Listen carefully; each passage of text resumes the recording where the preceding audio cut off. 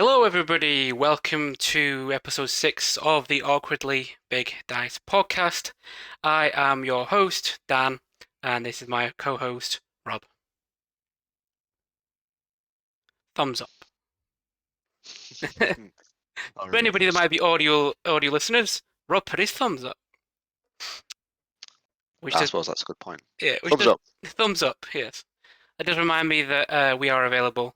This podcast is available on Spotify and on Apple Podcast as well. That usually goes up Friday afternoon, evenish time, depending on how long the edit takes. Not too long usually, thank God. And you can also find us on Twitter, on Instagram, and the VOD goes up on YouTube. Usually slightly tweaked, slightly edited, so you do get kind of a slightly different experience, but no topics are generally cut out. It's usually like any technical issues that I had last week that we cut out, or audio edits and things like that, cutting ends off and cleaning it up a bit. Mm. Also great for those who maybe can't join us for the stream. The body's available on YouTube. You also do find that we post a number of shorts on there for the sort of the highlights of our podcasts. And maybe in future we'll do some other things, but right now that is generally what you'll find on the YouTube, and not too dissimilar to what you'll find on Instagram. Though the podcast as it go on Instagram, it is usually the shorter, sort of under a minute clips that go on there. But without further ado, we should talk about a topic we always talk about, which is Dungeons and Dragons and tabletop role-playing games in general. Why? Oh, I. Now, we can talk about a little bit of news again. Not much to talk about. We talked a bit about Planescape last week. That's a new book that's going to be coming out like in a week or two. It's like it's in October. I know that. Definitely know that. There was some news, I believe, surrounding that I think D&D are no longer going to be published by Penguin Random House, I think it is. Yeah, yep. According to I didn't know Gizmodo, that. anyway, D&D will no longer be distributed by Penguin Random House. I don't have any more information to give you, but that's an interesting sign. I imagine it's probably going to be a shift on Wizards' part to go towards maybe self-publishing it. Mm. Let's have a look, see if we get any information, because I did not read this beforehand because I didn't Doesn't notice it. sound like the most It interesting of doesn't news, sound to like be the most honest. interesting thing in the world. As long as we're still getting our books and playing our games, we're fine, we're happy. Um, I believe that I don't know if it's just a D&D Beyond thing, but you could get Lost Mines of Phandelver on D&D Beyond, I think, as long as you had an account, because I have it on there, which Mm. is the original starter adventure from back in 2013, 2004, 2013. It's been like 10 years of Wow. 5th ed now, I think. That old now? Yeah. But D&D Beyond, at least, I don't know if it's a full change across the board. There's going to be a new intro campaign that will be replacing that. So if you want Lost Mines of Phandelver, go to D&D Beyond now. Grab it while you still can. Sounds like an advert for them. It is not. I'm just saying I quite enjoyed the half of it that I've played because it never seemed to get finished. We always end up moving on to other things. You kind of about half of it does as a good introduction, and then after that, everyone kind of just wants to do something different or something Yeah. unique or their I've own never thing. finished it. No, I never. think everyone I know that has done it has been like, you get so far in it and you go, right, we know how D&D works enough now to do something we want to do. Um, and then the DM goes to immediately do something homebrew, which can go one or two ways. It can be very good or catastrophic. I've never just seen one go bland. No. With my experience, it was always that we weren't playing enough for people to remember. So we play like once a month, sometimes every Oh other yeah. month. and people wouldn't be able to keep up with a longer run story. They'd forget every time because either they were drinking or they were only half paying attention to parts of it. So we never it was too much of a challenge. So every time we get together, it was more like, well, we may as well start again. And then I think I started it like twice, two, three times, I think. And we got to a certain point where we did. There's like a whole place you can go where is it the Red Brands or something they're called, the mercenaries or Yeah, bandits. And they go into their place and clear them out. And there's like a Nothic is in there, the eyeball creature. yeah, I remember that. And we did that, and I think we went to Thunder Trees as far as we got, which is like the town that's got all the ash zombies and there's a dragon. Um, We went and found the dragon. yeah, Um, my friend started a dragon cult. we got to the dragon, and that's as far as we got because I think then I switched to going, oh, we'll just do one shots. If we're meeting this infrequently, there's no point in doing a long infrequently. When there's no point doing a long term adventure, let's just go short one shots. I think one of the first ones I did was like a murder mystery. Where it was like Oh yeah, all these great adventurers have been called to this bigger lord's, this nobleman's house for this big celebration and party, and everyone gets to play their own different adventurer. And there's a murder, and then the party has to investigate who the murderer was, and there's some fights along the way, and I think it was even because it was a Halloween like time thing was the reason that I chose to do it, and it did turn out to be a werewolf behind it all. I do love a Halloween one shot. I've run quite a few. They're good. Very Uh, very fun. Usually good for a laugh as well. mhm. Yeah, yeah. And of course, you love vampires, so as Yes, long I as you do. throw a vampire in there too. I had werewolves. I even think it was like on the nose without the name of the guy. It was like, oh, of course he is. Is it like Lupin or something like that? I don't remember. I think it had the word "fang" in the name. I Hey, what do you call a werewolf YouTuber? don't know. Like and subscribe. That's bad. You, that's bad. You stole that I from know it somewhere is. else. You did. I definitely have heard it somewhere That's before. Yeah. that's a thieving. Yeah. Where else am I going to get my jokes? You invent them yourself. You come up with them on the spot. What, I can you're not a DM joke Tarot. writer. No, All right. Well, absolutely not. let us move on from whatever we would, however we got away from news, and we'll talk with we'll talk about our first sort of topic of the week, just to let anybody who's a returning viewer know that we're altering things a little bit this week, trying something different, rather than us both doing like a spell of a week and a monster of the week, where we normally both me and Rob will bring a spell and a monster to talk about. This week we're doing something a little different, where Rob's brought a spell, I brought a monster, and Gives we us can. more time to talk about other topics. It does, and sort of yeah, a bit more variety to the podcast. So I suppose we always start with spell of the week. Do you want to start with, or should we roll for it?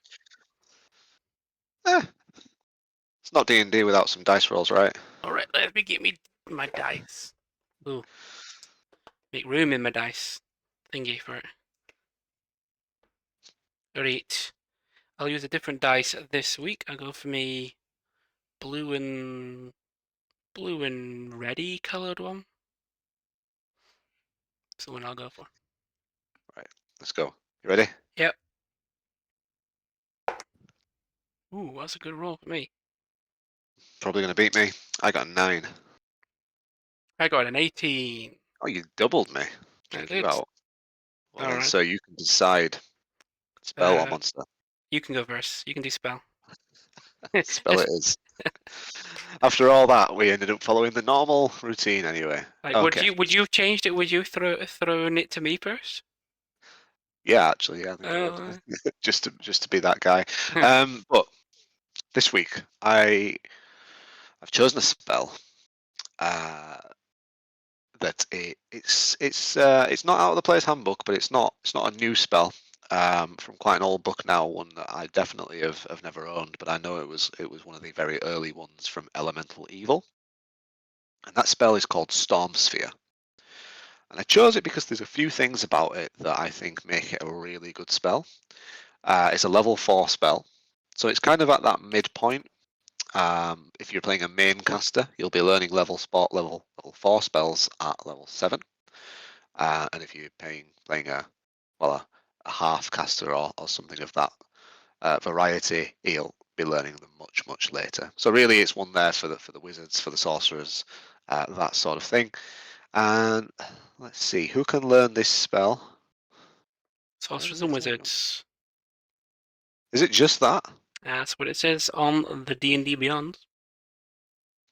Oh yeah, I think there's some subclasses that can learn it as well, but and that's probably why, in my opinion, this is a bit of an underused spell.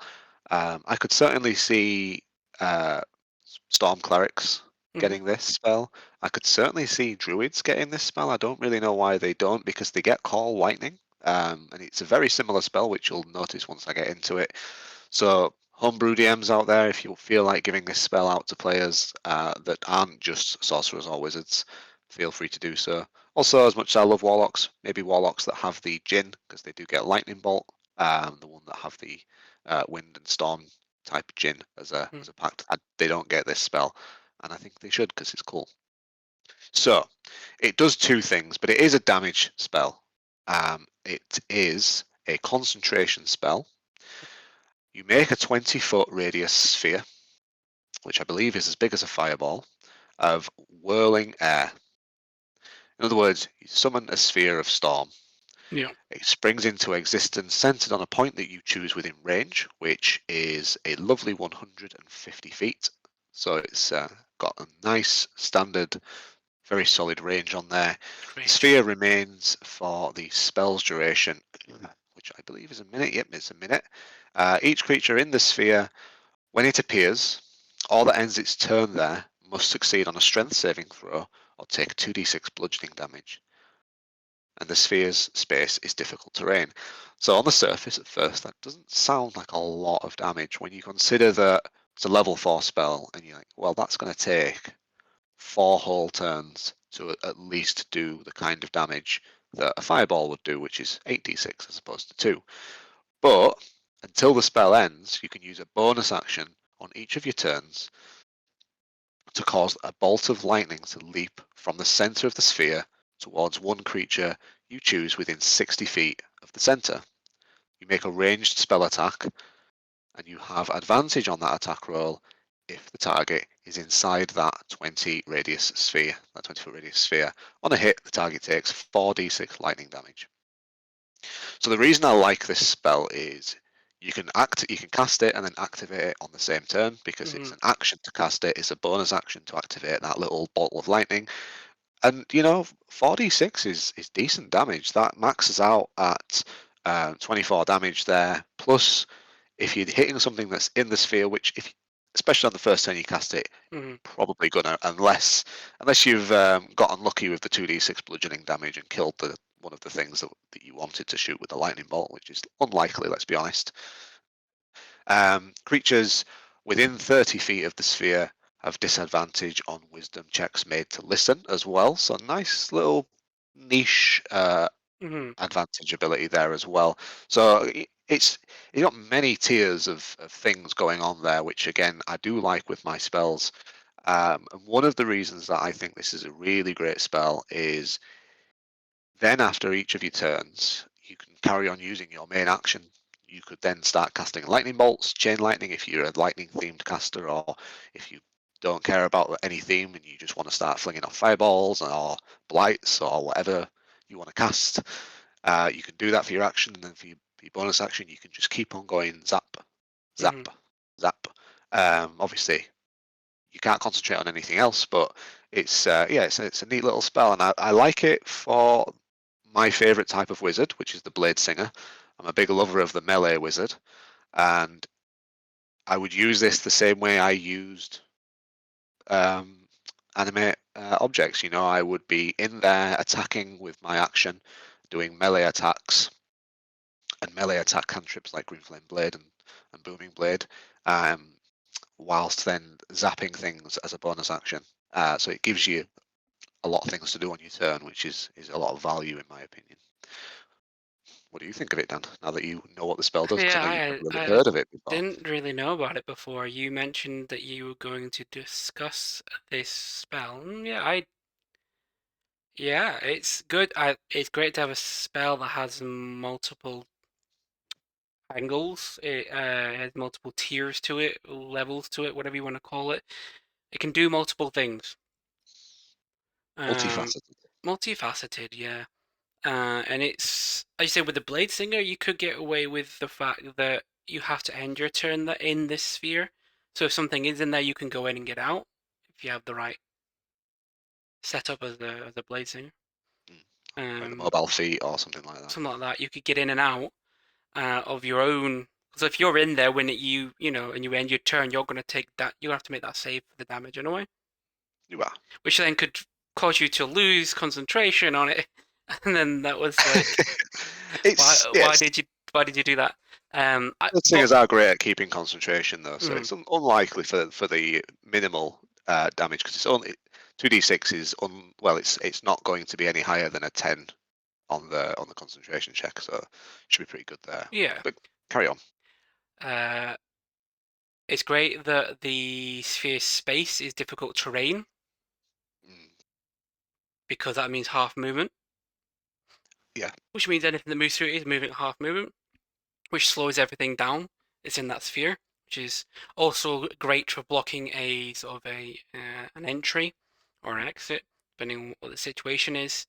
So that if you're forcing enemies to come through it, they possibly could take 2 turns to move through it.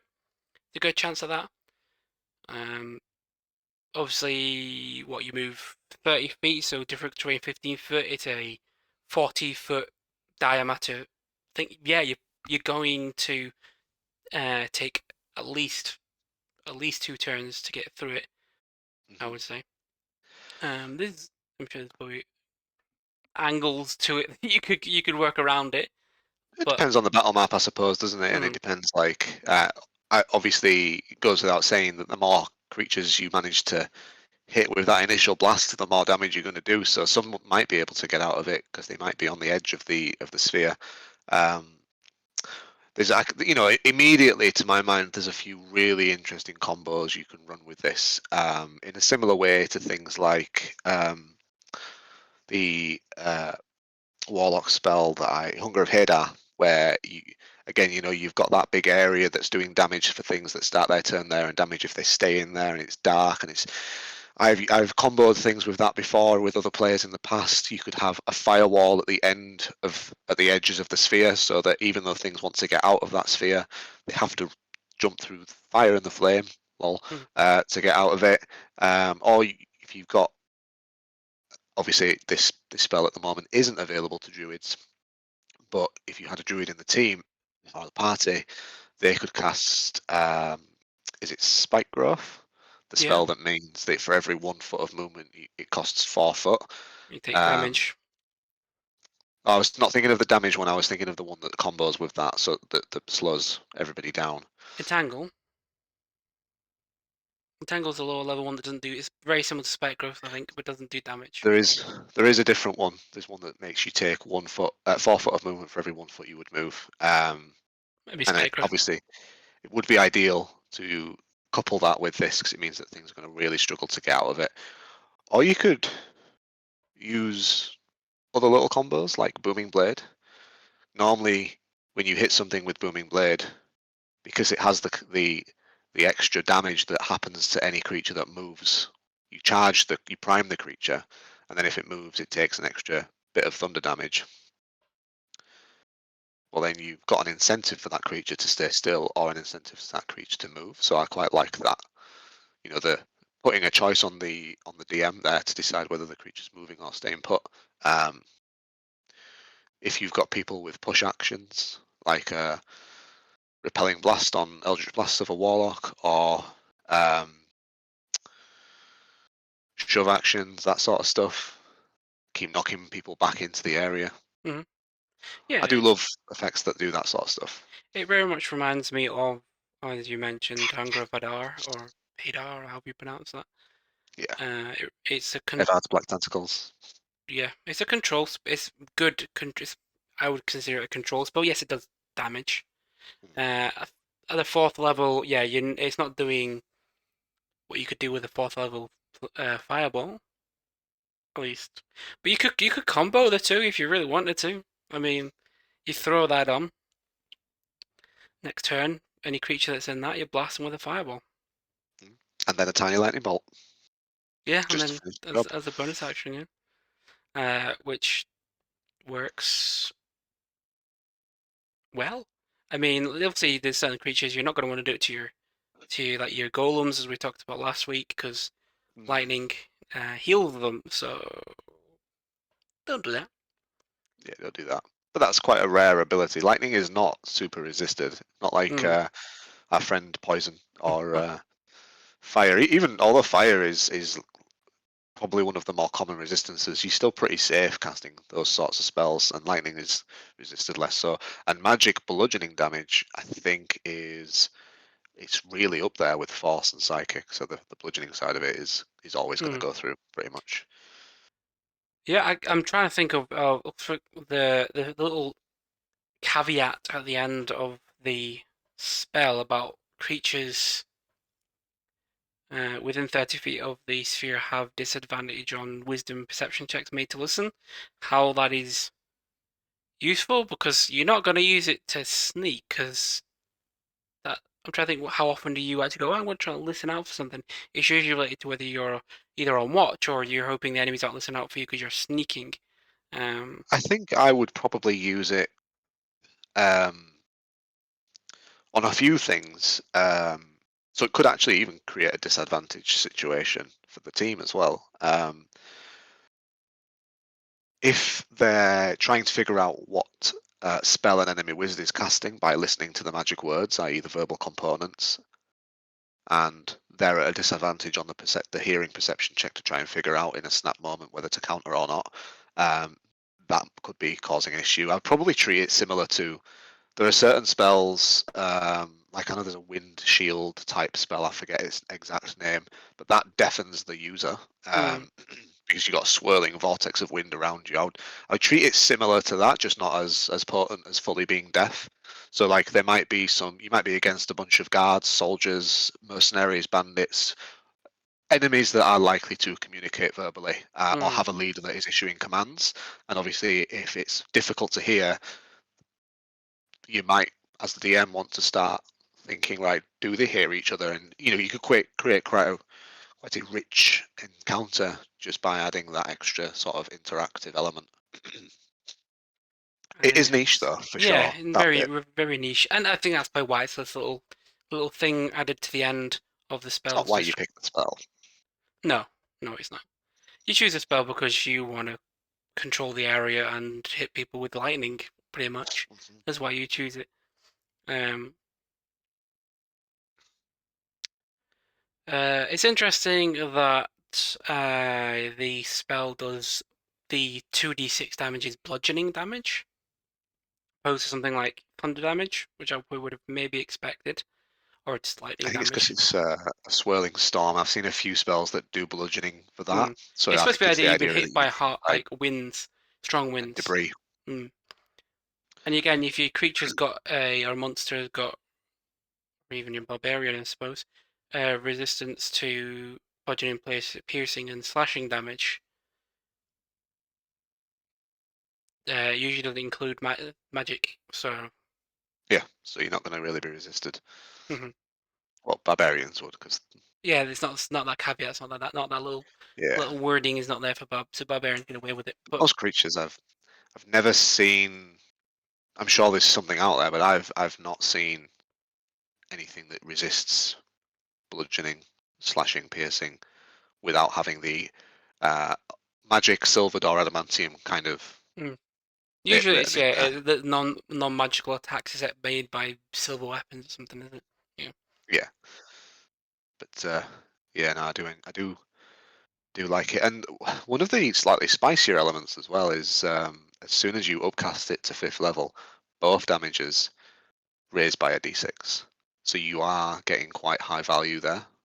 So when you cast this spell using a spell slot of 5th or higher, the Mm. damage increases for each of its effects by 1d6 for each spell I slot think above that's 4th. I do think that's fair because you will get into a stage where these spell slots aren't as numerous as your That first is three true. seconds and stuff like that. So it makes sense that they give you that little extra I think it based on the feels like value. it starts off a little weak, but as soon like if you were casting that at 6th level, that's 4d6 on the bludgeoning and 6d6 on the lightning bolts.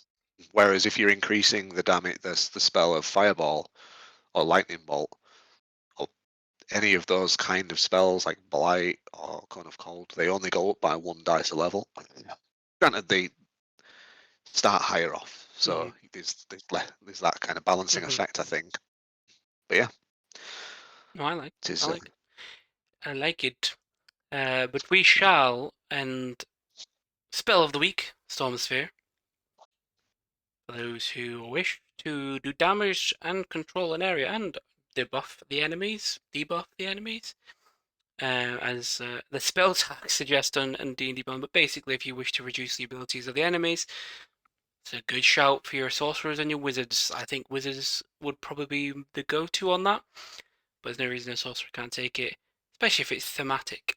With your Well, is there it is a storm? storm-based subclass for sorcerers, There so is, I'd obviously take it on that. Probably take it on of most course, sorcerers. that depends if you're. It depends on how you choose your spells. So Alphabetically. alphabetically or Yeah, it numerically starts with or S, so yeah, I mm, suppose it's quite far down the list there if you're that kind of wizard. I typically choose spells based upon their the theme of my character, I suppose. Like my Flavor. divination wizard, I choose more divination spells that fit with how I saw him as a private investigator. With my wizard, last one that I had. Whereas if I was playing an evocation wizard, I'd, yeah, take anything that just does damage, to be honest, or evokes things. Uh, which of course now with like war mages and stuff like that is a bit of a. Anyway, Over to your monster of the over week. to my monster of the week. This one we teased last week, largely because it is something that I recently threw at my players. So we're just going to go into a little more detail, and that is our boy, the Devourer. The Devourer. Well, you can see him in the corner of your screens. He is an ugly little boy, and it's weird because I do kind of think the image makes him look a little small, but then you realize that's like a person inside its chest, and then you go, Yeah. oh wait, it's huge or it's large, is what it is. It's There large. is something about that image that just lacks like stature. It looks more like a gremlin type creature, like a little Hmm, goblin-y type creature.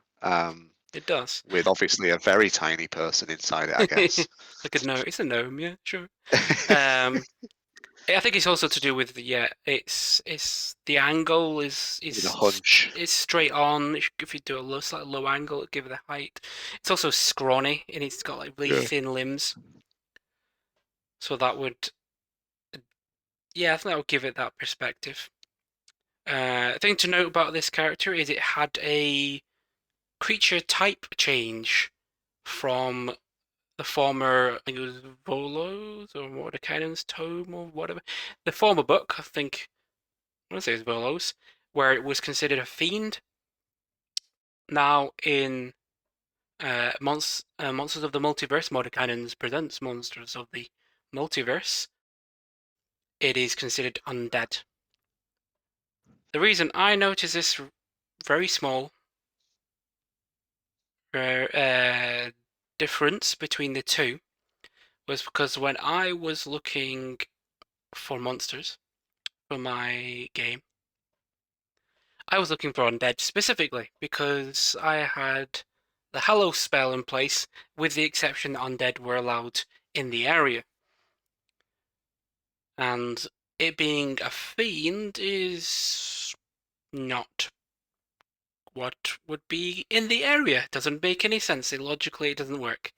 But I'd been looking for undead, and it popped up, and I was like, "Oh, that's pretty cool. I'll use that." I like that it devours things in its chest, betwixt its ribs, and then we started running it, and I had an assistant DM on the day, and I'd sent him the stats for the monster, and we noticed, oh, it's a fiend. That's weird. Regardless, for this session, I was like, it's going to be undead. Lo and Yeah. behold, it is actually now classed as undead. The confusion does come from the Devourers lore, being that it is connected to the demon lord Orcus, the lord of undeath.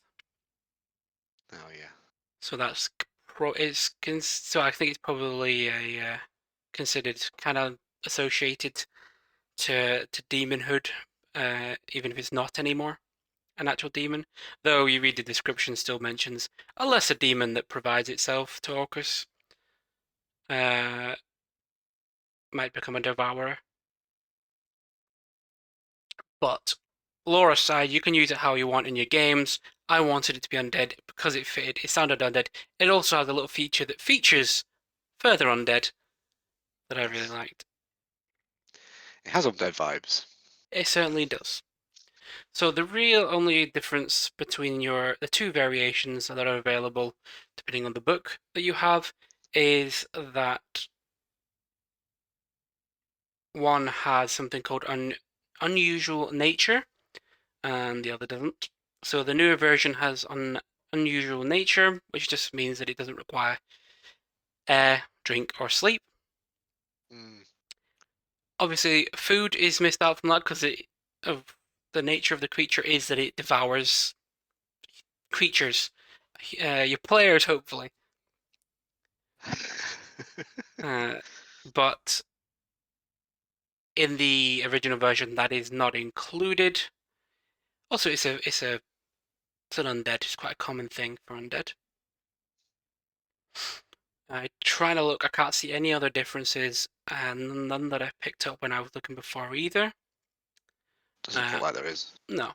Well, I'll go through it in a little bit more detail. So this Devourer has only has natural armor. As you can see, does not appear to have any armor, any plate mail, chain mail, or anything like this. It has natural armor, but it gives it an armor class of 16, which means it's got the top hide for those who are looking for the extra bit of flavor. DMs looking for an extra bit of flavor of how to describe when this thing is, because when attack doesn't meet the AC, it isn't always fun to say you missed, you missed. The person could have just hit and just not pierced armor. Yeah. But armor class 16, which doesn't, it's an okay armor class. I would say it's in the okay armor class. Average. Average. It's a little above average, I think, technically. Well, from a player perspective, it's kind of more average. Some monsters go into the 20s, don't they?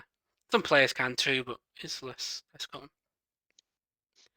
It's got a good chunk of hit points, but with it being a challenge rate 13, it does have 18 d10 as its hit dice, which is nice and spicy when you add the 90 based on the Constitution. Yeah, so it's average hit points that it's sort of, if you go in with a baseline is 189, but that could max out at 270. Yeah. Hmm. Yeah, So you can make it more challenging if you need to. which when I used it, based on the situation, we didn't. We went for what it says on the stat block. Had it been a full party and not more of like a one-on-one situation, or uh, it was a one-on-one situation. Pretty much. Pretty much, our rogue was down. The ranger had been eaten devoured by it because we did it because our ranger had bowed out. So it was just Rob here as his warlock using the terrain to his best. We played cat and mouse, didn't we? Basically, Basically did. cat and mouse and Eldritch Blast. uh, so we didn't go anymore. We kept it as it was. But I would probably advise more if you're dealing with a full party going against this thing. I would probably give it a few more because it does come with some resistances and immunity. So it's got cold, fire, and lightning resistance and poison immunity. But if you're wanting to, you got barbarians and stuff like that being thrown at it, fighters, or even Eldritch Blasts, it's going to whittle that down pretty quick. So you're probably going to push it up, maybe even towards its maximum. If you want to call it a maximum, you can even go higher than that if it really feels, whatever feels right in the moment to do it.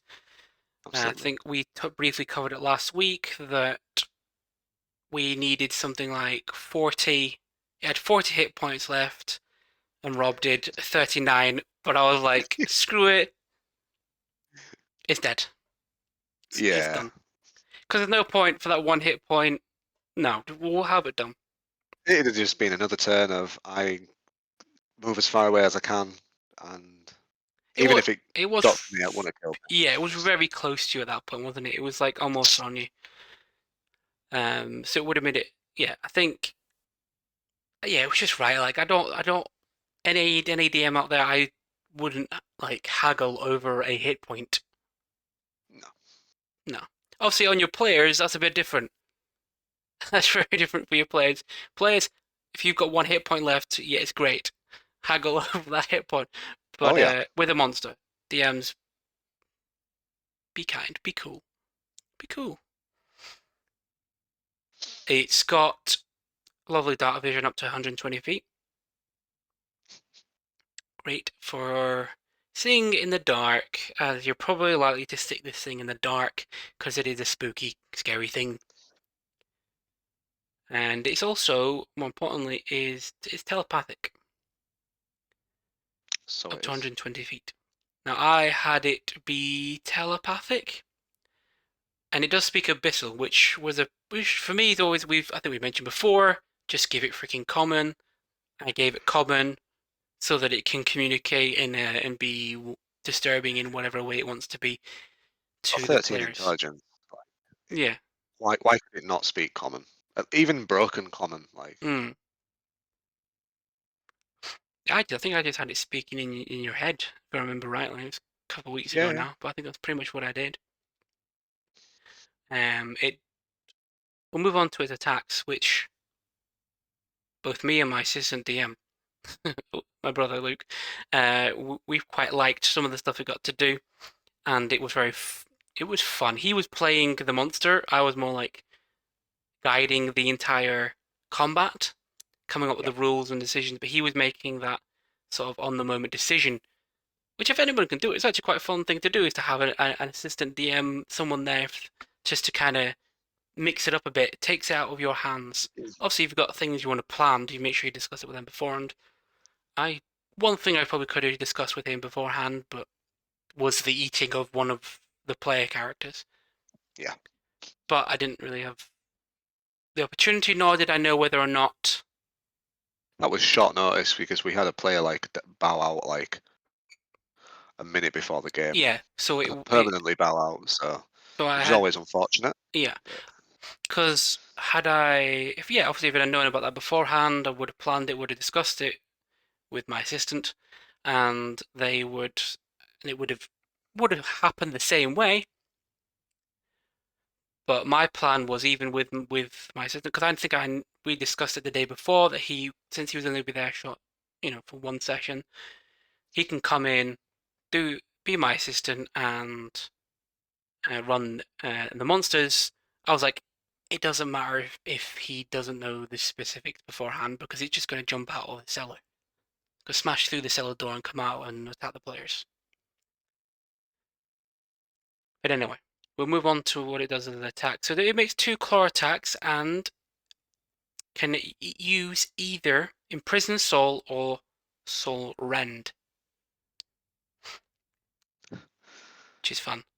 So the claw attacks, we don't need to go into that. If you want to know what they are, they're basically do some slashing damage and some necrotic damage. They Found hit it pretty hard though. they hit hard. Oh yes, they hit hard. But I think it was the Soul Rend that downed uh, our rogue, our rogue. Yeah. Which, since I mentioned it, we'll talk about Soul Rend first. So basically, it has a recharge of 6. We talked a little bit about recharge last week when we discussed the Flesh Golem. And if you really just want to use it. I would suggest though that once you've used it with this creature, just roll for the recharge. Maybe I think use it once, recharge. Yeah. Because that's what I did. But if you really, Because really want to use it more frequently and it feels right in your combat, then do it. Just do it. But the Devourer creates a vortex of life-draining energy in a 20-foot radius, centered on itself. Each creature in that area must make a DC 18 Constitution saving throw. That's a nice con it's throw. high. Taking 8d10 necrotic damage on a failed save or half as much on a success. Yeah, so that's a high con save, especially if you don't have con as one of your primary stats and you've dumped it, or if it's even if you're not dumped it and it's just a middling stat, it can still be quite hard. Yeah. Yeah, because it's not many things that have proficiency on con saves either. So No, it's yeah, 18 is high. I'm glad that Fitz my warlock. He has quite good con, but you were that outside still the would have range, weren't been you? a yeah, that would have been a hard save to make. Mm, He wouldn't have downed him because he didn't get mullered by 2 of his claw that's attacks true. like Joe's Rogue did, like Joe Rogan did. Yeah, I'm never going to get over that. Um, yeah, Vigil that is the name is of that character. yes, Vigil. Joe's Rogue, Vigil. Um, yeah, he walked up to it thinking he was going to get a really nice critical, well, not critical, but like a really nice Sneak attack. sneak attack. That was the word I was trying to think of on it, and then move away. But he'd had to use his full movement to get there. Kind of miscalculated that. Missed with his attack. Then he swung with his other dagger as his offhand bonus action attack because he realised he couldn't get away even if he disengaged. You moved too far. Um, uh, Whiffed that roll, so missed with both rolls because, as we joked about last week, Joe has somehow offended the dice gods beyond all reprieve. I think some sort of sacrifice is in order, probably Yes, Joe's soul, to a devil.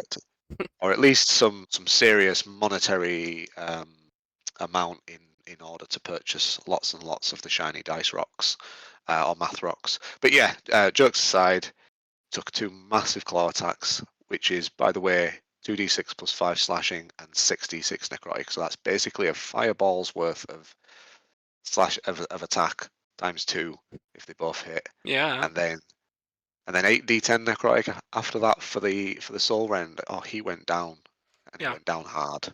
Mm. Well, realistically, this is a melee monster. This is a monster that Yeah. is going to get up close. Because you look at its stats, it's got the 20 in the strength and the 20 in com. This thing's built to Yes. get up in your face. Absolutely. I'm surprised it has a 3 or 60, it's a plus 3, a 16 in charisma. This thing is actually quite charismatic, all in all.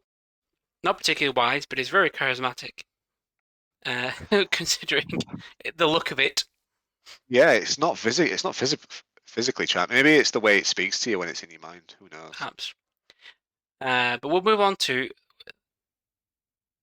the greatest of features, the ugliest of horriblest of features, but the one that probably gives it its name, and that is Imprisoned Soul.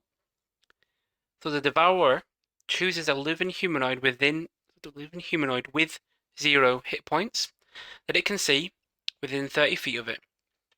That creature is teleported inside the Devourer's ribcage and imprisoned there. While imprisoned in this way, the creature is restrained and has disadvantage on death saving throws. That is a big deal, because yeah, you don't got much time. If the creature Yeah, disadvantage on dies, death saves. That's mad. what's that? Disadvantage on death saves. That's mad. It is. If the creature dies while imprisoned, the Devourer gains 25 hit points and immediately recharges Soul Rend. something we didn't have to worry about, luckily, because no one got devoured. Because I had Well, all decided differently. yeah, Additionally, at the start of its next turn, the Devourer regurgitates the slain creature as a bonus action, and the creature becomes an undead. If the victim had 2 or fewer hit dice, it becomes a zombie. If it had 3 to 5 hit dice, it becomes a ghoul. Otherwise, it becomes a wight. And all of those are in the monster manual. A Devourer can imprison only one creature at a time. So, that's why they call it the Devourer, because it quite literally devours you and turns you into an undead spawn of it, which I did, and it produced a wight because we're playing with characters now that are you're level 9, right? So yeah, you've good level. 9 hit dice, which means it comes out as a wight, and that it did regurgitate the wight in our game, right in front of old Fitzy boy, Rob's Yeah, character. Uh, but I played it, especially once because Rob then went on to basically kill it. I decided that the wight was no longer tied to its undead master, and that it had a partly it had a bit of itself still in there, but also because you play a reborn, I was like, kind of like undead. I think this thing's not gonna understand what you are, and just immediately thinks you're like one of like an undead thing. one of us. Uh, Based on a combination of different stats as well. Yeah, I thought I'd make a few checks on stats and things like that just to make sure it kind of works with what it is and the former player character's intelligence and things like that. But no, it was right. So it came out, and the wight, uh, upon the Devourer's death, was just kind of became a bit of like your white undead pet for a short period of time, until, of course, the Green Reaper or one of the Reapers decided to dead it. I don't say undead it, but dead it, unlive redead it, it. redead it. Yeah, He, yeah, he. I guess he just the Reaper just finished its journey for it. it's the whole idea. Yeah, the Reapers aren't fond of undeath, as you might No, expect from angels of death. But it is really fun that it has that sort of uh, ability. I think it's really interesting. It makes it because it basically means that as long as the timing works out, it can it can keep producing minions. As long as it keeps producing minions, it's gonna keep you busy, right? this is true. Um, Perhaps why it has only got an average of 189 hit points, because it's going to produce. It could potentially produce things that will be more, essentially like a meat shield to it. I like the idea of kind of a Russian egg situation. Like, is there an apex devourer that eats really That's cool. powerful creatures and then makes devourers? Well, by law, it's Orcus who makes them, but Yeah, by lore. Oh, it sounds like I'm saying law. By law, by law and legislation, and by the rule of the land. No, by the stories of of Dungeons and Dragons produced by Wizards of the Coast. Um, Orcus is the one who makes them, but I kind of like your idea, man. That's interesting. I'm gonna have to remember that and I make a think it's more note. just because I always like to look at monster sheets and think, right, how would I make that fit? Or how would I change that? What could change? And you were saying, like, you were talking about how it's basically spits out meat shields. Hmm. Um, well, it's interesting that the book stops with white, but like, could a more ancient, more powerful one, or one that preys on more more powerful creatures or higher level players, I Hmm. suppose. Make more powerful or potent undead. Perhaps a devourer could come out of a much older and stronger devourer. Yeah, that'd be interesting. Like a devourer that, yeah, is been in the game that long that it's able to produce things that are far stronger. Yeah, like like the because it's although it's undead, it's I see why it was a fiend before because it's Yes. created by a demon lord. That's what Orcus Mm. is, isn't he? Yes. Um, so it's not like a creature that was alive and risen by a necromancer, like a zombie or even like a bone claw. They've all got links to mortality. This doesn't. This was just Hmm. created by a demon lord. So like Yes. So this was it's the whole idea is it was a demon, a lesser thing. yeah. Um, can't remember what the bottom level demon means, like a main that might have been given Oh yeah, they have the granted, hierarchy thing, don't they? not in the same way that devils do. So devils have a clear hierarchy because they're lawful, that it's ordered. Yeah, It's just more like might is right is the way the demons see things. The strongest might rule. is right. Spit out a white. I had to say that carefully because it almost could have come out as something that I do not hold the views of. You are a poet and you didn't know it. Very good, very clever. Unless you've got anything else to add, well, I'll tell you what. Since we fought it very recently, you can. I was going to move on, but since you fought it very recently, how's your opinion of it from a player perspective? First, first of all, I don't know if this will come across on the stream because obviously we're on Discord, but I do have to do one thing. It has damage immunities, poison. I don't think that would have come across, to be honest. Well, I'll do one anyway. It was the air horn sound, so it's poison immunity. Bow, Ba-ba-ba-bow. bow, bow, bow, bow. Just we were joking, I think, in one of the other streams about how poison is useless because so Yes. many things. It's not even so many things are resistant, it's so many things are immune. And it also resists cold, fire, and lightning. Hmm. And it doesn't say unless caused by magic. So that's quite nice. That like those are some good resistances. But yeah, it was an interesting fight because we were in that kind of old rundown derelict hotel, so there was a lot of small rooms and a Hmm. big corridor, and we found it in the kitchen. So I really liked the idea of that kind of cat and mouse game I had with it, It did. as kind of It did come across go on on. stream. Oh, did it? Nice. We'll have to do that every time we talk about something that's immune to poison now. That is going to be an established law um, of the LAW.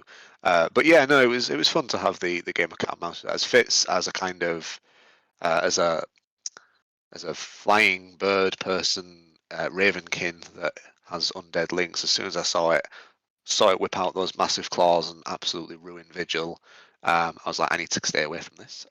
So I commenced to do so. I had a few different ideas, but because of its size, I really enjoyed that I could buy time by making it chase me through smaller doorways, because knowing full well that it would have to force its way through them. I mean, it has high strength, so it definitely succeeded on most of those rolls, but it still meant that it was using its action to do that. And um, I liked the way you very quickly realised what I was trying to achieve Hmm. without me having to explain it, and you were just like, "Yep, this is clearly the situation. This is how Fitz is tactically dealing with this situation." I was going to try and kind of go around in a circle because there was a hole in one of the walls and a locked door, and although Luke did direct it to the locked door, sadly it failed to break through the locked door. So I was going to try and circle back, grab Vigil and Dimension Door out so that the monk who was trapped outside could mercy slap him some hit points back Yeah. on and revive him. Um, Mercy slap. luckily, yeah, It's so strange. it's a, it's, it's a mercy monk and hand of healing, that's or palm of healing or It's whatever it still is. like the idea of just being slapped and then imagine if that was you're an actual doctor and that's how it works. Just walking into hospital like, here. What's that video where that guy just like slaps the kid for misbehaving and then gets told off and then just goes around the garden party slapping everybody? I kind of imagine a doctor doing that. But yeah, no, it was a great encounter. I loved what you did with the white. I was fully prepared to fight whatever came out of it. I was going to try at that point because Vigil had stabilized. I was going to try and lure things outside if I needed to, but the fight ended just before that happened. It was a great creature to fight. It's nice to be something that can fly in a confined environment and have to think about Mhm. that instead of just having the freedom to go, I'm in the sky, ha ha ha, your claws can't reach me, but my Eldritch Blast can because it's got loads of range. Admittedly, after the fight, I forgot that I had Repelling Blast, so would have had an even greater advantage at keeping it away from me, because that would have been 2 blasts a turn, pushing it basically 20 feet back down the corridor or whatever. Yeah, so when it was coming down the corridor at you, then I think they only really did one attack in the corridor. I think the others were Yeah, it still in the gives it kitchen, and extra. then in. So I think yeah, okay, yeah, it's great. It would have hit the wall. It would have gone too far in certain cases, but Yeah, yeah, yeah. repelling blast would have. Gives it even 10 feet extra movement to get to me is going to have that kind of multiplicative effect eventually, or cumulative effect, I suppose is the correct way to say that. But yeah, it's a great creature to fight. I think it would be an interesting encounter had we had a bigger party if the situation would have allowed, because I know it broke out of a basement, and when we looked in that basement, there were a few undead that were obviously previous victims. If they could have been like, if that meat shield that you said, it's Hmm. basically like it's been creating a small army. That would have been an interesting dynamic to have to deal with. So yeah, all in all, Hmm. great fight. Good. I'm glad it turned out so well considering the situation, but it worked. It It could worked. have gone really bad. Oh yeah, it would. But we will now officially move on from Monster of the Week. We're going to talk about a very important topic in regards to Dungeons and Dragons, something ever so serious, and that is shopping. Forgotten you'd said what we were going to discuss. So I was on the edge of my seat then. Oh, what's this Dan's talking about today? We're going to talk about shopping sessions, or generally shopping within the confines of the game. Shop as much as you want outside. Doesn't affect me. But when we're playing Dungeons and Dragons, as a party, it kind of does affect each person, and their preferences are just as important as anybody else's. Yeah. So I will start, and I will tell you, I'm not a big fan of shopping in Dungeons and Dragons. From a player's perspective, that is. As a DM, I can usually have fun with it. I'll make up some silly store clerks or shop owners or whatever. But generally speaking, as a player, I'm like, can we do this kind of like above the table or in a meta sort of way just to get it done, if I'm honest? Yeah. I think for me it depends on what I'm trying to achieve. Um, so as Fitz, he allows me to have a lot more fun in shopping sessions because he is a deceptive based character. So normally I don't barter. When I was playing Narakis, for example, he was a very honest, above board person, and part of his inner core belief was that would be giving you a fair price first time. As Rob, I know full well that NPCs aren't always going to give Narakis a fair price, but that's kind of one of his. I don't want to say a negative trait because it's both positive and negative. It's a weakness and a strength. So I would have probably, as him, yeah, been a little bit more. Let's just. This is what I want to buy. Please let me buy it, sort of thing. Let's just do the maths. Let's just deduct the currency. Um, but as Fitz, I'm actually looking forward to those sorts of interactions. I'm looking forward to how I can absolutely gaslight shopkeepers into telling them they're going to give me a cheaper price. using the opportunities to distract them so that Vigil or Fitz, because we're both pretty sticky-fingered lads, can steal things from the counter, looking for opportunities to have fun roleplay moments or memorable, hilarious moments. Even just that little one where Vigil bought some wasn't Thieves' Tools, was it? It was He was also the disguise disguise kit. kit. Yeah. That was it, yeah. And you made that encounter interesting, and I just swiped the guy's. It was a costume shop, and the guy was dressed up as a clown, and he was a pretty sad-looking Yeah. clown. Yeah. Um, Depressing. and his squeaky nose was on the counter, and I just swiped it as he was fetching me some examples of top hats that he had available, which ultimately were all a bit bedraggled, so I didn't purchase any of them. But I really wanted to just see kind of where you would go with that Hmm. conversation and that kind of encounter. Pardon me. Um, there are definitely other aspects as well to shopping. For me, as a DM or a player, it really depends on the situation. The world that you're in. Is it high magic? Is it low magic? Are your players likely to be able to find magic items? And how do you like to deliver magic items to your players? I think it's almost a separate subject, but shopping is definitely a large caveat of that. Like you, I like to have fun with NPCs, but I also like to have fun with silly magic items. Hmm. Oh yeah.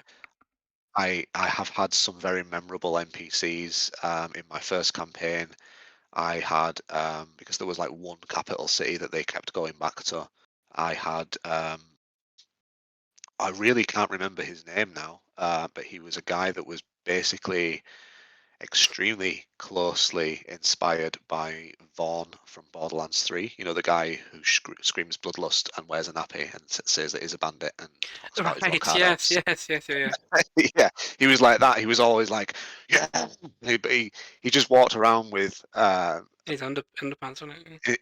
but with him, it was like because they were in a very deserty world. It was fairly normal to see someone as scantily dressed as he was. He had a very decorative nappy, essentially, and like I made really random homebrew items up that he would try and sell the players.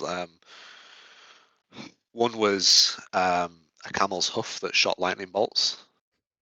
It was basically a wand of lightning bolts, but it was very grotesquely described as a dried camel's hoof. Everything he sold was, as you are going to learn, some sort of innuendo.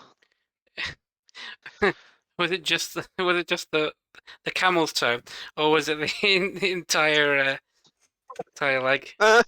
Probably about maybe a good 12 inches.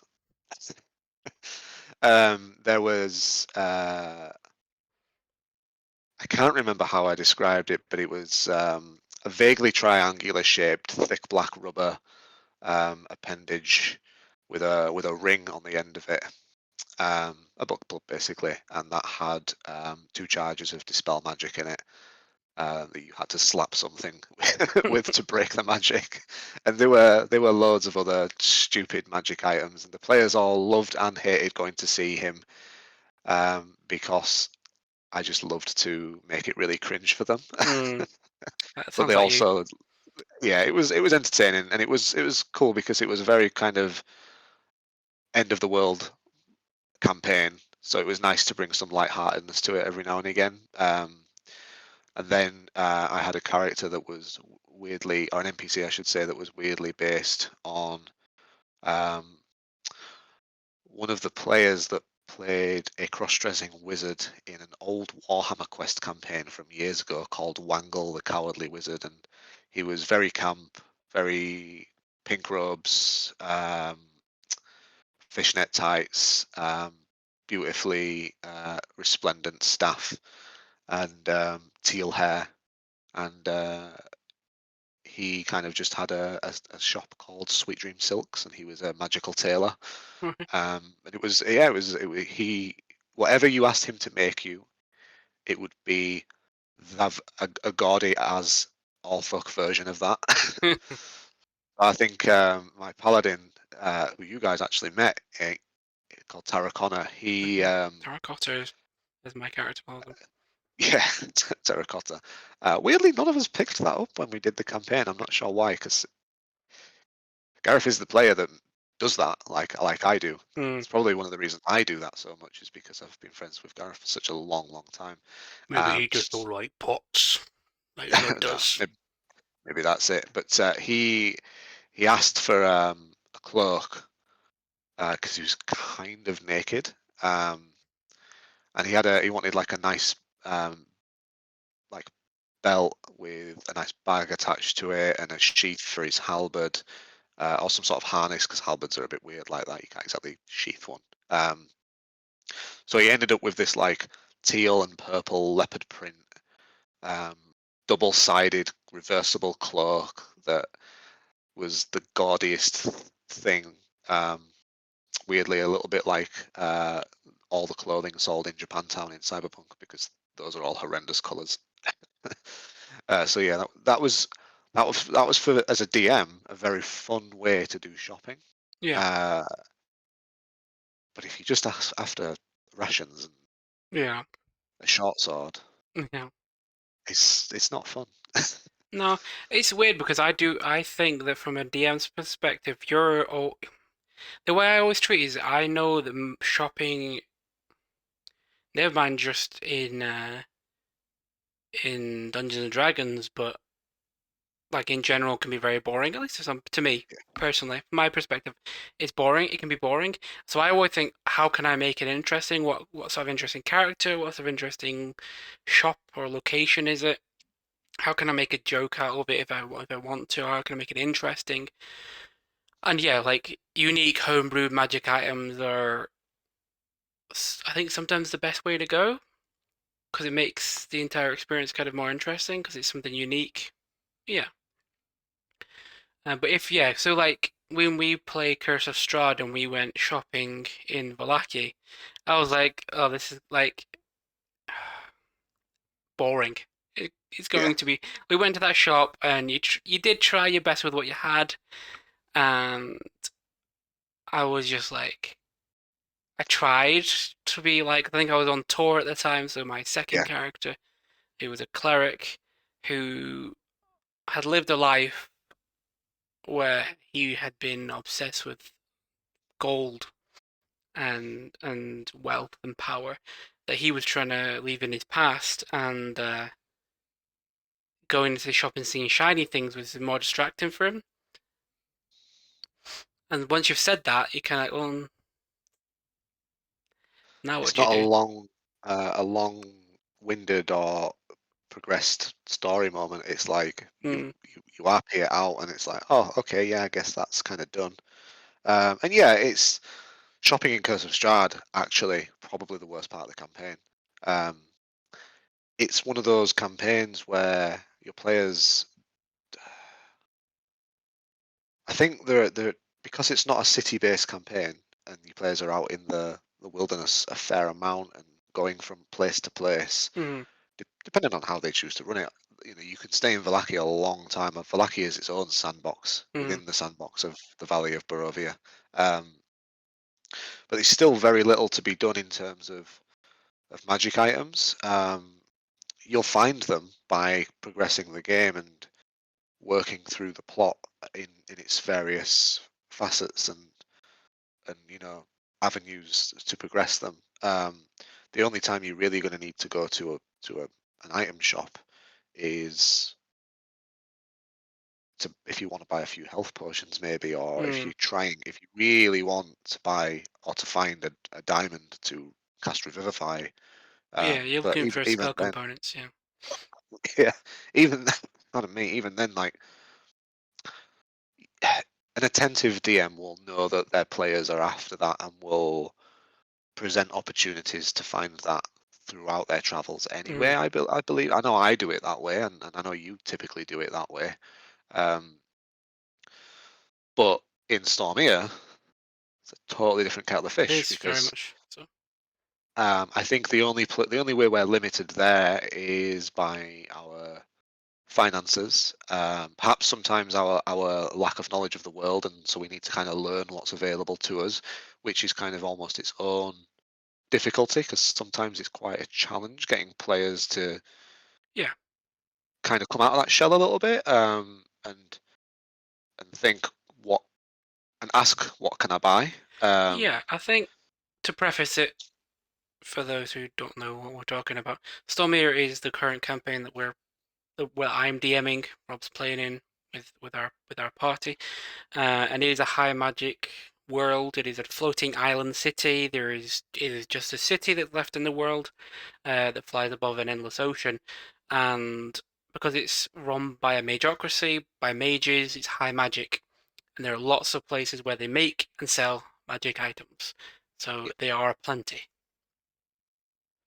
Uh, and players are too used, not too used, that sounds derogatory. People are used to just coming across magic items and that's how you get them, yeah, less purchasing them. And if it's a video game, I would say the same thing. Like, you find new items, how often do you really buy something from a shop unless it's a particularly unique item? You're probably not going to. Um, but there's definitely a Baldur's Gate 3 conversation there. yes, uh, but I think with Stormir, yeah, it's getting the idea into people's heads that you might want to do a little research to find out what sort Yep. of items you want because they are going to be available in the world because there is only this city. It is somewhere. Yeah. And even if it's like a legendary item that maybe is rarer, so it only exists one of them in the world or something, and maybe it's not going to be, in a shop somewhere, it still exists. Yeah. And that, I suppose, is definitely meandering into the best and biggest bit of advice I can give to both players and DMs in terms of magic items and shopping and rewarding players with magic items, whether it's from shops, from bites, dungeons, bosses, whatever you want to say, is fucking talk to each other. Hmm. Talk to your DM. Hmm. Say, for example, I know you know, Dan, Yep. as fits, I would really like to have I believe they're called the Illusionist's braces, but I Yep. always misname That's them what as it's the called. braces of illusion. It's a warlock, like, it's not just a warlock on the item, but it's an item that lets you cast a cantrip as a bonus action if you cast that cantrip as an action. So it Hmm. means that you're an Eldritch Blast Gatling gun, basically. Um, for a character that doesn't get many spell slots, that's great. But also, I've probably said something along the line of something that helps me make the most out of my limited spell slots, or anything that you can think of there that is interesting or more fun. Um, so then that gives the DM food for thought. Hmm. Uh, understand what your players are wanting. I Yeah. don't expect it to be given to me next game, but Hmm. Yeah. it's nice to know that the DM's aware that that's something that I would like to attain eventually. Yeah. I think also you're in an awkward situation with Fitz because Fitz is a character you played before we started this campaign. So there are Yeah, magic item. You already have like two rare magic items yeah, I on do. top Yeah. of whatever else you started with. Um, He has to wait his turn now. Don't worry, I'm well aware of that. so I am not going to give you anything that, unless I really feel it's necessary to do that. And there's also like with to kind of go back a little bit, but from what you were saying before is that when players they think about not only are they going to think about what they want, but they got to think about this is you might not even consider this how you even know that's a thing. Yes. So, for example, with Fitz, like you have to consider how does Fitz know that the illusionist braces are a thing, and that he would then want that thing. Yeah. Because then you That can. is. I was just going to say that's probably the only real upside to the version where it's the DM rewarding players at the end of a dungeon or Mhm. throughout a dungeon with magic items, because then the players don't need to know they exist. No, Go on, what were you saying? no, but I'm not expecting the players to know where everything is. I'm thinking there are people. It's using your imagination to imagine in a world where magic is aplenty. It's a little wild. because the world is very contaminated by magic, and there is such a industry around building magic items that you have to remember there's an industry around building magic items. Like, if you don't know what you want, but you know what you want it to do, there are people who could make it for you. So, in the sense of like what we're talking about with Fitz could just know that he wants to be able to fire more Eldritch Blasts. And Yeah. he wants to figure out how he can do that. He may be someone in the world he could think I can go to, or he can try and find somebody who can make an item that will do that for him. And that's the same that goes for like every, obviously, all the rest of the party as well. I think as well, there's some really cool ideas for ways to maybe find magic items in a city setting like we are playing in the land of Stormia.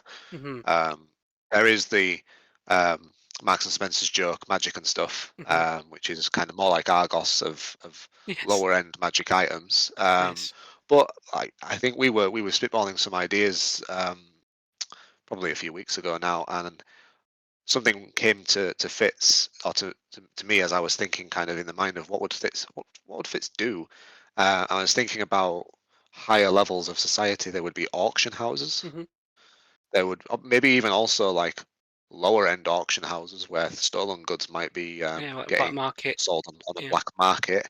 So you've got two very similar avenues there.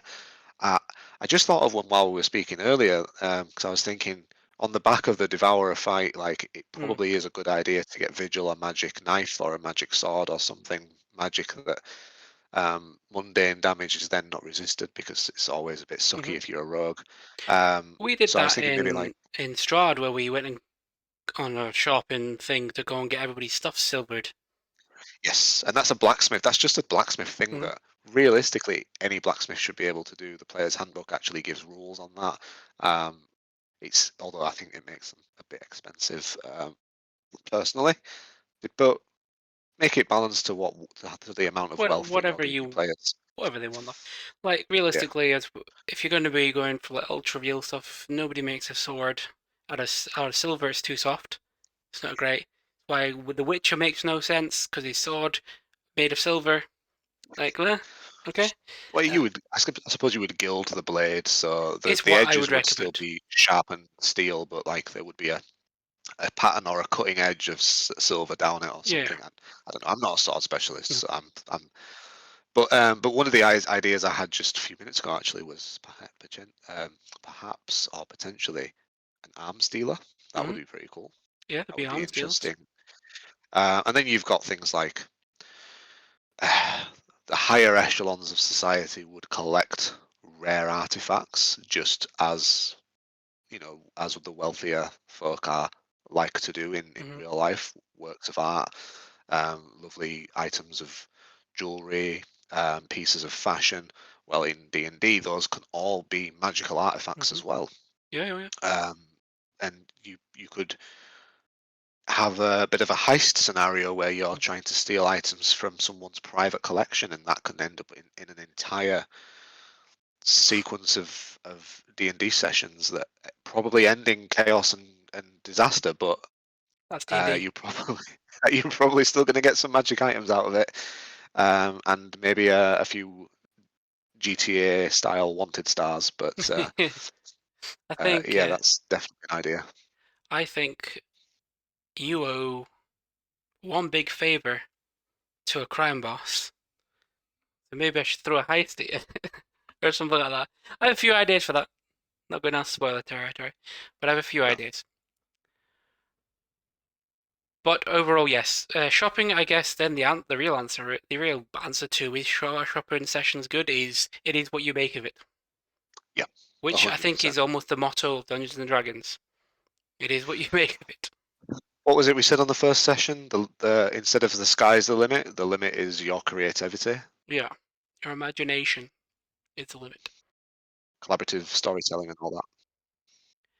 We've got a little bit of time left. I quickly want to cover something on this podcast just so that we can have the conversation on here. is you finished Baldur's Gate. This is connected to Right. D&D. See, D&D game. We can still talk about video games as well.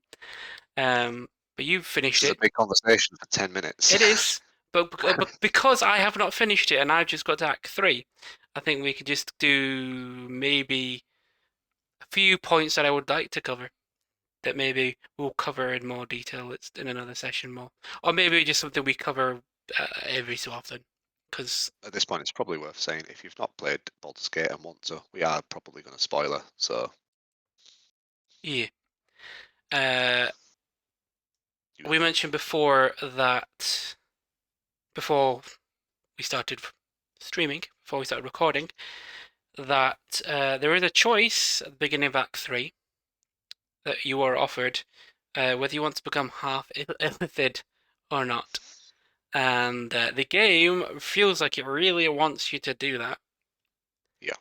I, however, am playing a Vengeance Paladin, and Vengeance Paladins are a little edgy, and they are all about fighting the greater evil Yeah. and freedom and liberating the enslaved and things like that. And believe it or not, the whole mind flayer thing really doesn't fit with that.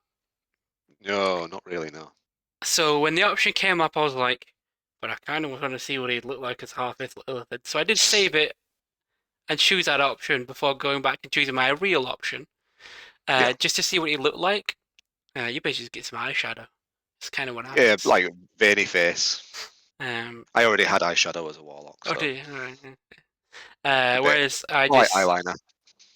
well, the funny thing was, I was like, oh, there's an option here of like resist or something or other, and I was like, well, I may as well try see what that is. A bit of a fail. I, I'll get a choice of one of the other options anyway. So I chose that, and of course, if you fail the wisdom save, you just don't get a choice, and you end up just becoming half illithid. Oh, fair. Okay. I Uh, just went in there which fully was what I was used to planning it. to do anyway before I save scummed and went back in. It's not really save scum. I want to see what something looked like, even though it wasn't going to be my canon decision. So my canon decision was to drop the little tadpole on the floor and squash it with my foot. I'd rather just given it back to him, but that's the option that was available, so that's the option that I chose. Just went with sassy option instead. Yeah, Stamp. stamp. It's like this has been like cultivating for millennia. Stamp. Yeah, no. My character Arthur, um, he was a human warlock based on first warlock and I suppose current warlock I'm playing because I'm playing two warlocks because I'm that much of a loser. Um, No. although that campaign is basically one session away from being over, if the players from that group would pull their fucking fingers out, that would be fantastic. I would like to play that and finish it. You losers. But moving on. um, he started off as a great old one warlock. It was in his backstory kind of thrust upon him. Um, well, no, not quite thrust, but like it wasn't his choice. It was very much a Lovecraftian um, inspired character. His patron is Cthulhu because that's one that it even says you can use in the player's handbook. So A why suggestion, not yeah. go? Why not go whole hog? He was literally based on the main character from the book Shadow over Innsmouth, which is why I went with human. Um, just in the way that like found himself in a situation in a small coastal village surrounded by cultists, and it didn't end well for Arthur. But then that kind of took a turn of curiosity killed the cat, and turned into more whatever I can do to get more knowledge. Knowledge is power. So like he never says no to more power, to more Mm. knowledge, to more ways to understand the secrets of creation and so forth and so on. So as soon as I was given that opportunity, I went with it. And if it gave me face tentacles and I didn't like it, I probably would have saved scummed back. But even then, I don't think I would have done. I think I'd have Mm. just he'd have gone with it. It'd have been worth it. He just wouldn't have wanted Shadowheart to see him that way.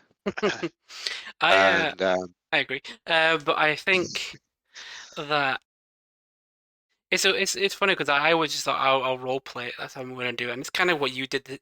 Did the same thing. Yeah, Um, I looked up afterwards to see like out of curiosity what the benefits and downsides are, and I was like, the I powers are mean, pretty good. they're all right. They're okay. They're like I can still like smash stuff with my currently ridiculous halberd. Just looks stupid and my back is huge. Um, Nice. but I have the halberd. But yeah, I was. That's just because it's funny because I also ended up doing this thing earlier on. Since we kind of mentioned playing something and then going back a little bit, is that you get to the point where you got to face Ketheric Thorm for the second time in deep Yeah, within the bowels of Moonrise Towers, and you can. I was like, I'm a Vengeance Paladin. I'm just going to want to kill the guy. So the options that I have are kind of like it's over, let's fight, or like persuade him to yeah. give up. I'd already done that once, which is the more than Avengers Paladin really wants to do. Was I convinced him to surrender the first time, and he still went and fought me anyway. So the second time I was like, yeah, my Paladin is not gonna give him the chance. However, I'm curious to see if I can, and because I've got proficiency with persuasion and stuff like that, yeah, I can do it quite easily. And I talked to him, and he offs himself, but then you have to fight the real boss. Yeah. Uh, Basically lets you skip the first phase of the fight, yeah, from my understanding. which 'Cause I also talked him into killing himself because charisma based caster. so I did it, and then I went back and I did it the hard way. But then I realized I probably didn't because what I did is I killed all the minions, Oh yeah, so that when I had to fight the big boss, I was only fighting the boss. I wasn't have to worrying about everything else. And I also had the Night Song fighting with me, whereas I yeah. wouldn't have had her with me if I just talked him into do it. So we killed the boss. Well, I mean, Karlak was up and down, but I was just like I'd saved a few smites, knowing that it was going. As I was you do. like, it's pretty much going to happen. This is going to happen regardless. So I was like, saved a few smites. I laid into it. Um, but I didn't get the finishing kill. It was a night song that actually did. So the AI, the NPC killed I in the think that boss. So. happened for me because I sent my monk over because they can move like ridiculous amounts to because I'd made Will a monk. I sent him over there to free her because she's back in some sort of prison, isn't she? She's chained up. Um, Yeah, you have to touch her though, just don't you? Just to. yeah, it's just like use your action to interact with her and Mm. free her basically. Um, the monk also went over there because I was like, is he gonna have to pick the locks on the chains Okay, or I get it. whatever? My thought was different. Um, My thought but was I misty stepped my paladin because I thought I might have to smash those chains open. That's the. no. But that worked out like great for me as well because the monk was a dual purpose character. They were also really good with a bow.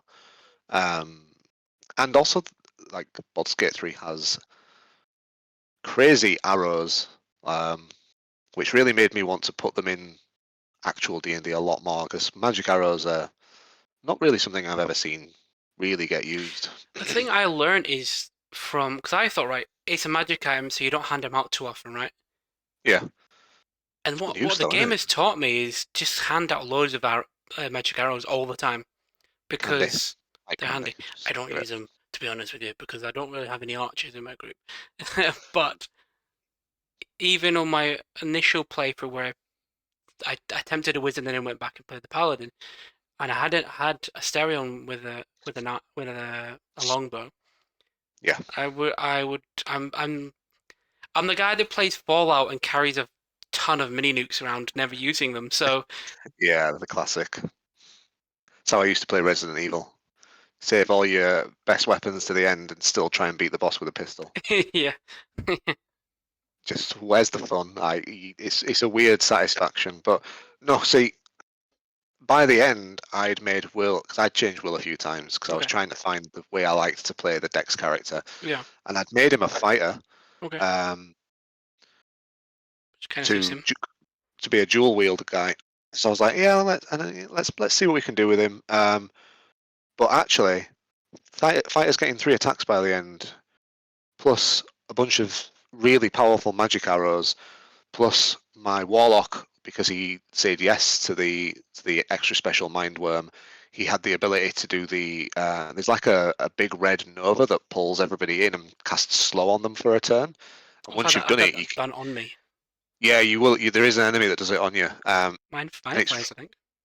it's really like difficult to deal with. So there's quite a few fights, obviously, that are lots and lots of minions. Just pull them all in and keep doing it every turn and casts slow on them as well. And then you've just got Will just launching like explosive arrow after explosive arrow, and it was a nice combo. I enjoyed playing that. That'd be fun with the addition that my paladin currently has haste. And haste is great in Baldur's Gate. Um, but up to Act 3, I'm enjoying the game. I've reached what I think is the outskirts of Baldur's Gate, I'm assuming. Yeah, And I looked and I went, I am not doing that tonight. I switched my PlayStation off because I was like, that, I don't, that's a bit overwhelming. That's an entire area that's just a city. And I'm like, hmm, uh, okay. wait till you get to actual Baldur's Gate. Oh God, it's I was like, part of me was just like, just go and stick to the main story. Don't worry about anything. I'm already like level 9, I think. yeah, you will be. Yeah, So I'm like, if I'm already level 9, side missions are not going to level me up massively. I'll level up to 12 probably just by doing the main story. Focus on doing main story and like um character yeah, so your party's quest, your companions' yeah, personal companion quests, quest. rather than picking up more because I'm sure there can be a point later on where I can just go and do more.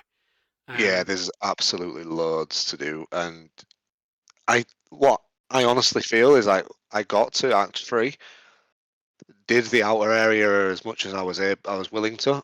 Some of mhm, the quests you pick up there have resolutions inside the lower city Baldur's Gate area, mhm, so it's they kind of you'll go back and forth a little bit anyway, without giving too much spoilers away. But it felt like, oh, okay, I'm on the last chapter of the game. You're about halfway through the game. Like mhm. Baldur's Gate is Don't tell me that. huge. Yeah, it's big. It's Baldur's Gate. Like you'll hit max level and you'll stay at max level for a while. So I just play through the main story, right? Can Even then, it's difficult to just can I play come through the back main and do story. things later, or do I have to? I couldn't answer that question truthfully for every quest because I Mm, think there are definitely some points of no return. okay. Depending on choices you make, Hmm. it can change Things. some things hostile. Okay. But there are also a lot of things that you can kind of do, so like almost in a bubble. Um, but it can also, as happened with me, create issues with the rest mechanic, and nighttime activities, getting all kind of messed up with a queue. I think an internal queue that you don't really Mm, see. Like I missed the romance scene with Shadowheart. Unfortunately, couldn't get it to spawn, even though we'd had the conversation. Um, I then ended up with other random events happening hmm. when I rested, and yeah, I long rest frequently, unless it's yeah, like if the game is like you, because I learned from my first playthrough that if there is a time limit and you shouldn't long rest because it'll affect something, it'll tell yeah. you. Whereas like I long rest quite frequently. Like, I was going through Is there actually a time? um what's the it called? It's like Shah's Gauntlet or something. Oh yeah, And I long rested several times in there, even though it kind of feels like there's a bit of an urgency. yeah, Um, yeah. I also, but beneath the bowel, in the bowels of Moonrise, I think I long rested once. I think did I? No, I didn't. I managed to get through without taking the no using my long rests. I think. short rest, right? That I didn't need to. 'Cause I don't think I Yeah. had a short rest available at the end, I think. So I managed to do that pretty well. But I'll conclude so that we can end our podcast. That up to Act 3, I'm enjoying it, very good. Interested to see where it goes. Also, I'll feel like I definitely need to drive just forward instead of getting distracted and trying to do everything. Because It's definitely one of those games, in my opinion, where, like The Witcher, if you try and do everything, you'll probably get a little bit lost. yes, it's the reason I And never finished Dragon Age Inquisition because it just became too much. There was too much stuff. yeah, yeah. Luckily, like I barely ever go on the actual quest missions log of Baldur's Gate. You don't really need to. You kind of, I think, as D&D players, we're in the mindset of like remembering what we wanted to do and kind of Yeah, figuring it out as we go. but anyway, again, great so far, loving it. Looking forward to playing it as in multiplayer and messing around with the different classes and stuff. Some classes I'm interested in playing, but very much enjoying it. And when I get to the end of the next act, then we can discuss where I'm up to then as well. Um, but we will call it a night for this. Call it an end for this podcast. This has been episode 6 of the Awkwardly Big Dice podcast. Please give us a follow on Twitch. Subscribe to us on the YouTubes. Follow us on Twitter and on Instagram for all our updates and content that is available on all these different platforms. We are also available as an audio-only podcast on Spotify and Apple Podcasts if you prefer to have something to listen to maybe when you are driving or exercising. Also, please throw us a like if you go and check out that. Even if you watch today, go check out our podcast when it goes up on YouTube tomorrow. Throw us a like, give us a comment, things that you might wish to see in future episodes, maybe monsters or spells that you'd like to see us talk about, or maybe you have an opinion on what has been discussed with regards to shopping or even Baldur's Gate. And Tell us your stories. We like to know. yeah, would. And we will see you next time for the next episode of the Awkwardly Big Dice podcast. See you next time. Thanks for coming. See you next week.